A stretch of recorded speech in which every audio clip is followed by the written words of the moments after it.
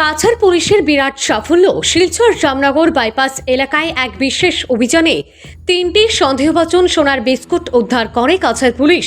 রবিবার গোপন তথ্যের ভিত্তিতে এই বিশেষ অভিযানে সোনার বিস্কুট সহ এক পাচারকারীকে আটক করা হয়। আটক পাচারকারী মণিপুরের চোরাচাঁদপুরের ল্যামকার বাসিন্দা খামনেও মন্ডুয়া। উদ্ধার হওয়া সোনার বিস্কুটগুলির মোট ওজন প্রায় 439 গ্রাম। উদ্ধারকৃত সোনার বিস্কুটগুলি ঘটনাস্থলে স্বাধীন সাক্ষীদের উপস্থিতিতে আইনানুগভাবে বাজেয়াপ্ত করা হয়েছে। প্রাথমিক তদন্তে জানা যায় যে এই সোনার বিস্কুটগুলি মণিপুর থেকে নিয়ে আসা হয়েছিল এবং সেগুলি শিলচর আইএসবিটির কাছাকাছি কোনো স্থানে পৌঁছে দেওয়ার পরিকল্পনা ছিল। ঘটনাটি পুলিশ তদন্ত শুরু করেছে।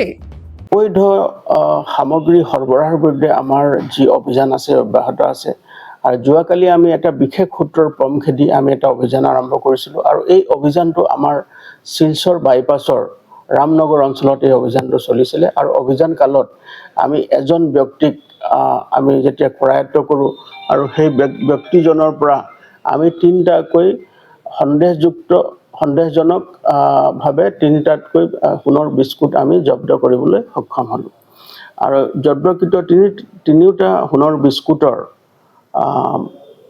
ওজন হৈছে 439 গ্ৰাম আৰু ইয়াৰ চোৰাং বজাৰত ইয়াৰ মূল্য প্ৰায় 45 লাখ টকা হ'ব। আমি গোটেই বিষয়টো অনুসন্ধান কৰি আছোঁ আৰু এজন ব্যক্তি যাক আমি গ্ৰেপ্তাৰ কৰিছোঁ, তেওঁৰ নাম হ'ল খামনেও মন্ডুৱা।